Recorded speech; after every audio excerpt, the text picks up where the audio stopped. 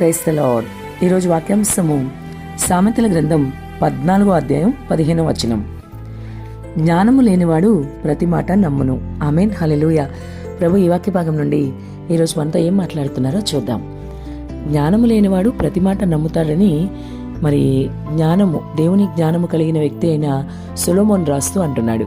సామెతల గ్రంథకర్త సొలొమోనే కదా. సొలొమోనుకి దేవుడు జ్ఞానం ఇచ్చారు కదా. సొలొమోనుకి ఇచ్చిన జ్ఞానము నిజంగా సొలొమోనుకి ఉన్న జ్ఞానము మనుషుల నుండి వచ్చింది కాదు కానీ దేవుని నుండి వచ్చింది. అందుకే ఆయన అంత జ్ఞానవంతంగా సామెతలు రాయడం జరిగింది.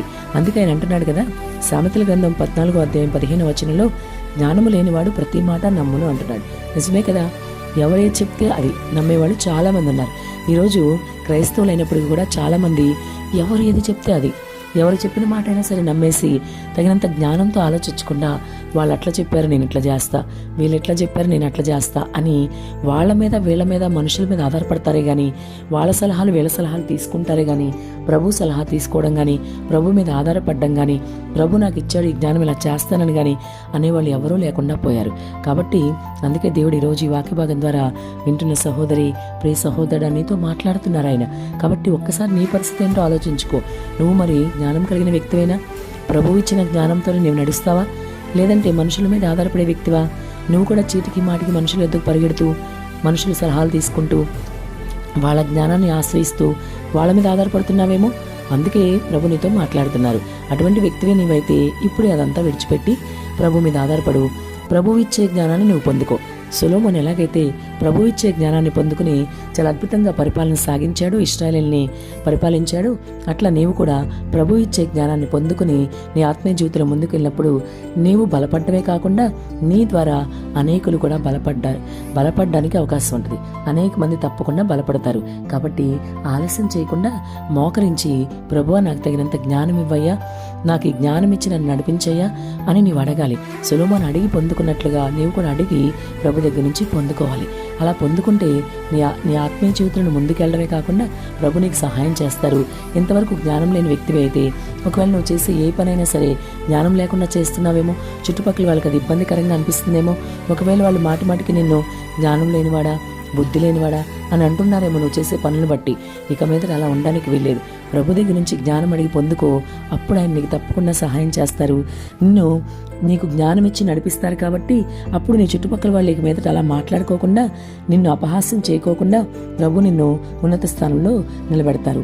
కానీ చాలామంది ఈరోజు క్రైస్తవులు గమనిస్తే తమ సొంత ఆలోచన చొప్పునే నడుచుకుంటున్నారు. అందుకే ఎవరు ఏ మాట చెప్తే ఆ మాట నమ్మేస్తున్నారు. అస్సలు కొంచెమైనా మరి ఆలోచించకుండా ఏదో వాళ్ళు చెప్పారు అని చెప్పి మనం అట్లా ముందుకు వెళ్ళకూడదు. అందుకే గొడవలు వస్తూ ఉన్నాయి. అన్నజనుల ఎదుట ప్రభు నామానికి అవమానం కూడా వస్తుంది.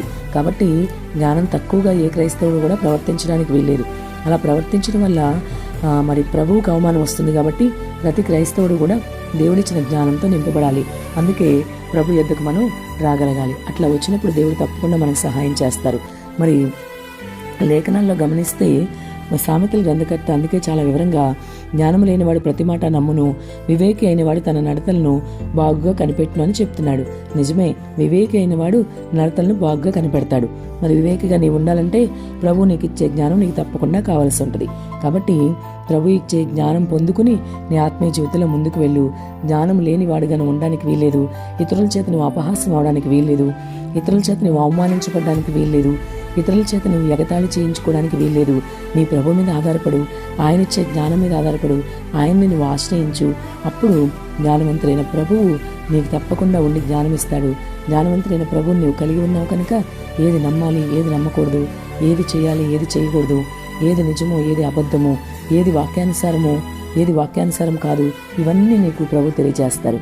ఆయన ఇచ్చే జ్ఞానం నీవు పొందుకుంటేనే నీకు ఈ విషయాలన్నీ అర్థమవుతాయి. కాబట్టి ఇప్పటికైనా నీవు ఆ విషయాలన్నీ తెలుసుకోవాలని ఆశ కలిగి ఉండు. ప్రభు యొద్ద అడిగి జ్ఞానం పొందుకో. ఆయన నీకు జ్ఞానం ఇవ్వడం ప్రారంభిస్తే తప్పకుండా నీ ఆత్మీయ జీవితం మారుతుంది. ఇతరుల దగ్గర నీవు దేవుణ్ణి కనపరచబడతావు. నీ ద్వారా నీ దేవునికి మహిమ ఘనత వస్తుంది. అయితే నీవు జ్ఞానం లేని వ్యక్తిగానే ఇంకా ఉంటే, ఇంత చెప్పినా సరే వినకుండా జ్ఞానం అడిగి పొందుకోకుండా ప్రభు యొద్ద నుండి ఇంకా నువ్వు జ్ఞానం లేని వ్యక్తిగా ఉండే వ్యక్తివి అయితే గనక మరి ఏం జరుగుతుందంటే నువ్వు చాలా సులువుగా క్రీస్తు మార్గం నుంచి తొలగిపోగలుగుతావు, పాపంలో పడిపోతావు, ఇంకా మరి అనేక సమస్యలను ఎదుర్కోవాల్సి వస్తుంది.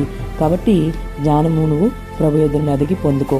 ఎందుకంటే జ్ఞానం కొదువుగా ఉంటే నీ ప్రభుని అడిగి పొందుకోవాలని వాక్యం సెలవిస్తుంది. కాబట్టి ఇప్పటికైనా జ్ఞానాన్ని ప్రభు దగ్గర నుంచి అడిగి పొందుకో. ఆమేన్.